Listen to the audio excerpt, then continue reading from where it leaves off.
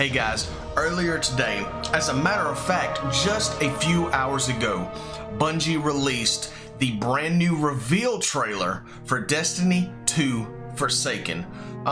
So they released a 10-minute video almost of just some of the developers and some of the content creators from the project talking about why they did what they did. Me, just a little bit of backstory. I jumped on Destiny when it first came out. I grew up playing Halo when it was in its prime from Bungie, and when I was in college and things like that, it just took off. And then the multiplayer came out from Halo, and it sucked me in. So I've been a lifelong Halo fan. So when Destiny came out, man, I just jumped on it. Absolutely loved it. It was a little slow in the beginning. You've all heard the spill before about Destiny. It was a little slow. There wasn't a whole lot to do, and it was very repetitive. Once you got to a certain point, it was the same thing over and over and over again. So it lost a lot of people, but for some reason I stuck with it. I enjoyed playing it. It was just I could turn my mind off and just play it and, have fun and get lost in the moment. So when Destiny 2 came out, man, I was just all for it. I just knew Destiny 2 was going to be great. And I mean, it was a good game, but it had some shortcomings. A lot of things from the first game was not there in the sequel. The grind for things, the accomplishments that you had in game 1, you couldn't get the same kind of feelings in Destiny 2. So they talk a little bit about that in this trailer. This reveal trailer. So we're going to watch it, and we are going to see how they are going to improve Destiny 2, hopefully. So here we go, guys. I have my headset on so I can listen to it, maybe catch the small details, if they have some background audio and things like that. So let's jump into it and let's watch the reveal trailer.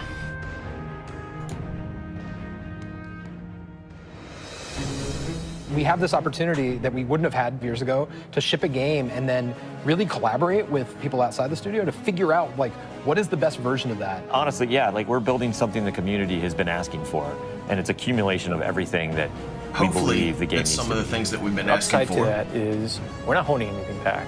All the feedback we've heard for the last year is, this is it. It's in Forsaken. Okay, that's a lot of words being talked.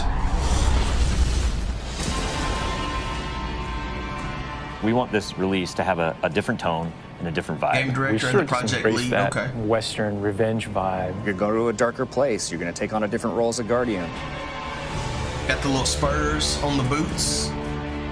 A barren landscape with the asteroid vibe with tumbleweeds, and I mean that just sounded cool. Grit, man. I want to bring the dirt back. And what better way to start a story than to start it with a prison break? Right. Cade's been filling this prison okay. with bad guys that are really bad, and so when it breaks, things can happen to all the world. First place you're going to go to is the Tangled Shore, which is a new part of the reef that you've never seen before. That's right. Okay, so we're going back to the reef. It's a collection of lashed together asteroids and rocks out in the asteroid belt. It's very otherworldly, and it's full of pirates and assassins and bad guys. It's become a lawless place. It truly is a frontier. It's completely taken over. The most malevolent force there is the Scorn. They're very aggressive. The Scorn? They're always going to charge and push you. The Barons are the top dogs in the Scorn, and each one has gone back and committed nefarious crimes. I think of it as the reverse Magnificent Seven, the worst of the worst criminals. You are hunting down these different Barons. In fact, they're called Baron hunts. So one Baron is a sniper, and you have a sniper versus sniper battle with him. Another Baron is this big, giant, hulking melee character. Baron hunts. That sounds pretty cool. What do you say, 7 of them? One of the things we're most excited about is the new weapon system. Hey, if you like Destiny 2, great, play that way. But if you like Destiny 1, great, play that way. But if you're crazy, why not 3 shotguns, right? Just for the fun of it. You need to have so you as get many to ways as possible. really figure out need to what have you people want in your fighting weapon about set. it. No, man, you f***ed up. You're taking the wrong weapons, or can I say?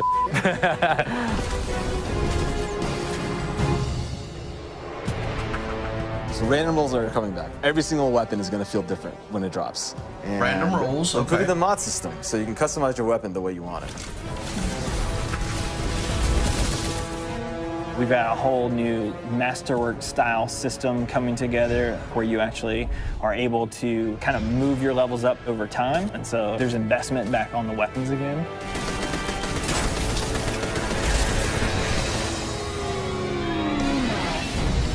New supers, yeah, crazy new supers. What's your favorite? Fire knives are awesome, which is a different take on Golden Gun. Fire nubs. We took a lot of inspiration from Rise of Iron. Cast that thing. You got a huge hammer now, and you slam that thing down, and it sends out this fire in front of you that then creates a fire tornado. We got to take it to the next level, cool. you know? That's kind of cool. The idea that anyone who plays, however they play, they're going to have some new way to engage. Yeah. I'm in love with the new Void Warlock. Teleportation that's like super anime, just like We've been having great games with the Arc Warlock. Basically cast this thing, he pulls back. Yeah, and it's gonna break the game, and I think that's amazing, yeah. You know? Man, they're loving their We also sound wanted effects. a new weapon type that felt meaningful, so we came up with a bow and arrow, which seems kind of crazy, but when you use it, you feel like godlike. It is utilitarian, it's fantastical, it's also sci-fi. So we have a short range bow, a medium range bow, and a long range Fantastical. bow. We built this guy, who was like supposed to be super techie. You're like, why would you ever choose a bow in a game that has an automatic, machine gun? But boy, it's deadly. I mean, that's a nice machine gun you got there, buddy, but right, and then it's done. The biggest thing for me going into production on this game was like a new way to play, a new thing to do that like is new to Destiny. Let's see what we've got. We want to be able to give players what they want, but also surprise them. Gambit is a brand new mode. Destiny begs to marry PvE and PvP together. It's like adding bacon to peanut butter and jelly. You start off being able to see the other team that you're going to compete against, so you can taunt each other, you can emote. Each team is in their own separate arena, and they're being assaulted by combatants. They're dropping motes for you to collect, you bank them. When you put them in your bank, you're going to send a blocker over to the other side that locks their bank down. They can't put motes into it until they take out that blocker. Filling up your bank with the motes is how you summon your primeval. You burn it down, that's it, round's over. The interesting part is that we allow one person from your team to go over to the other side and physically invade. I mean, I've seen people that just hate PvP. Like, the first time they invade and they get multiple kills, they'll come back and they'll be like, suck it! It's awesome. We leave the raid team alone. I mean, if you can't tell, like, we just kind of let them do their own thing. But we have Joe over there. For this next raid, we wanted to get back to the epic adventure where you're going out to slay a big monster again. This raid has more bosses than any raid we've ever had before, and we're really excited to get players in there. The raid is actually about more than just the raid. It's about the Dreaming City, the place that the raid exists. And it's an in-game destination that we've never done before. It's the awoken homeland. I could talk about the Dreaming City for hours. It's like if the Vault of Glass and Dreadnought had a baby. If they were like twins. Or the yeah, that's actually more accurate. Yeah, they're like twins. It's Yeah, like yeah, you yeah. had twins, and then you took those twins and you put them on the doorstep of Peter Jackson, raised them as his own, and then that's the Dreaming City. It is magical and weird and mysterious. It's designed to be a destination that has puzzles that you need to solve. A lot of hidden corners, lots of passageways that might not seem to exist the first time. And the raiders, they affect this destination. They change it for everyone. It's like this cyclical endgame place where there's just secrets and different activities that unveil over time. So the Dreaming City that you see at launch is not going to be the same Dreaming City 2-3 weeks later.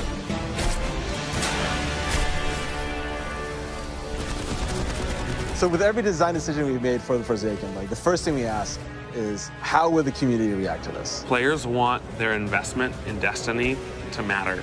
and they want to be able to see that reflected in the content. We knew we wanted to do something for the collectors in our game. So we built a feature called the Collections. It's a way for you to track all the items that you can go out and acquire. Yeah. There's so much gear in our game. Like, there are 2,000 items you can get.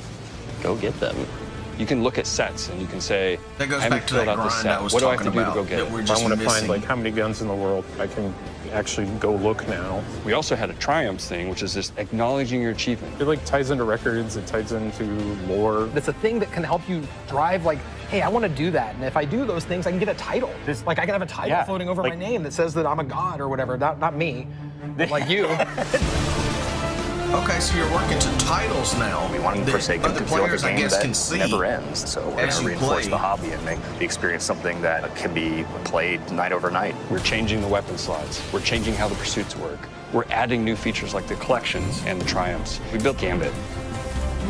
We've got a whole bunch of new weapons to chase, exotics that are really powerful. We have Lisa focusing on some sweet new exotic armor. Maybe we got overboard, like dialed it too high. Or to go out there and collect in the world, exotic armor pieces to go out there and hunt. We're working on armor perks, random rolls, new mod system, new subclass paths. We're making Forsaken for people who love Destiny. Making a game that we can all love. That is the goal. That's what we're going to constantly be pushing towards, always. Everything we're building is through that lens.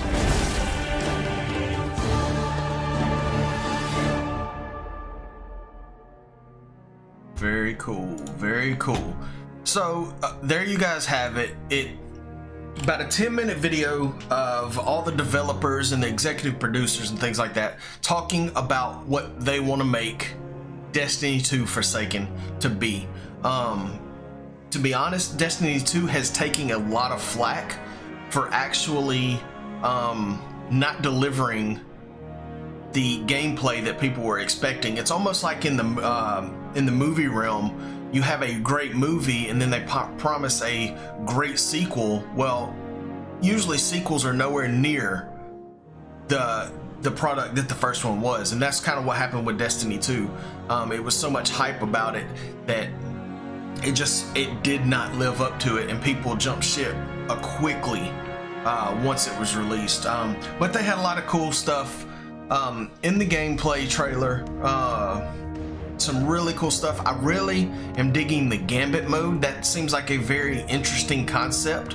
I don't know of another game that has anything quite like that. I could be completely wrong. Maybe it's a game that I've never played before, but it seems like that's a really cool game mode. It looked like it was a 4-on-4, maybe a 5-on-5. And from what I understood, each team has its own arena that you're fighting in. And you were built as you kill enemies. You're getting these motes or things like that you have to store into your bank. And once you get your bank full, you send a block to the other team, and they can't add anything else to their bank until they kill that block. And something about you can select one person to actually go over and invade the other camp. That's just a really cool mode. Something that I'm looking forward to actually trying out. I think that's going to be really, really cool. It sounds like they're doing a lot of, I'm not going to say backpedaling, but they're doing a lot of going back and fixing things that just were not right with Destiny 2. They said that if you liked the weapon system in Destiny 2, you can play it that way. If you liked it in Destiny 1, you can play it that way. Or you can mix and match and find a customizable loadout that is right for you in that particular situation. He gave the example, if you wanted to do 3 shotguns, you do 3 shotguns. So that's a really cool, interesting concept. They're doing random rolls again, so you can grind out for that one specific roll on that one specific weapon. And like I said, that's just one thing that I hear more than anything is there are no grinds in Destiny 2. It's what you see is what you get, and there's nothing to necessarily come back for. So it seems like they're trying to give something in game for people to log in every day to strive to get that one thing that they're absolutely missing out on, whether it's one particular armor piece in a set, or one exotic weapon or something like that. So really cool trailer. You saw it, September is coming out, so we've got a few months until that happens, so I'm sure there's going to be some more tweaks and some more things that are going to come out slowly that we can look at to maybe make this a better game. I just hope that they can deliver. They said a lot of great stuff, but they've let the Destiny fans down before.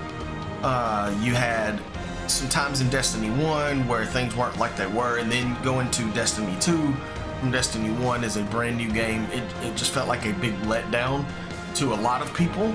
But it seems like they're trying to make amends for that. They're trying to listen to the people a little bit more. So only time will tell. We'll see in September to see if Destiny 2 Forsaken is actually going to live up to the hype that they're pushing. Now, Bungie has pushed the hype before and things like that, but maybe, just maybe, this is the real deal. Maybe the hype will be real. Maybe they can deliver on some of the things that they are talking about. But that's it for this video. I just saw this and I wanted to make a video for you guys who haven't seen it before, and maybe you guys to hear my thoughts on Destiny and how I came into loving Destiny. If you enjoyed this, me talking about just a new game that's coming out or a new add-on or things like that, just go ahead and like the video. That lets me know, like I said in my other videos, that lets me know that you guys enjoyed this particular video, and I will look at making more videos like that in the future. If you haven't subscribed already, go ahead and hit subscribe, and you will be notified whenever I put a video out. I usually try to put at least one video out a day. Right now, I'm still on the Fortnite grind. We've got Call of Duty coming out. I might jump on that. Definitely going to jump in Battlefield. That's my favorite game, is Battlefield. But Destiny comes out, the month before that, so I'm sure I'll have a month of Destiny gameplay for you guys. So just turn on those notifications, subscribe, and you will be notified every time I release a brand new video. I will see you guys later this afternoon. Like I said, 8 o'clock is the new daily reset in Fortnite, and I always put those videos up as they're happening. So go ahead and check those videos out when they come up here in, was it 3:41 now, just in about 4 hours. So we'll see you guys in a couple hours. Thanks.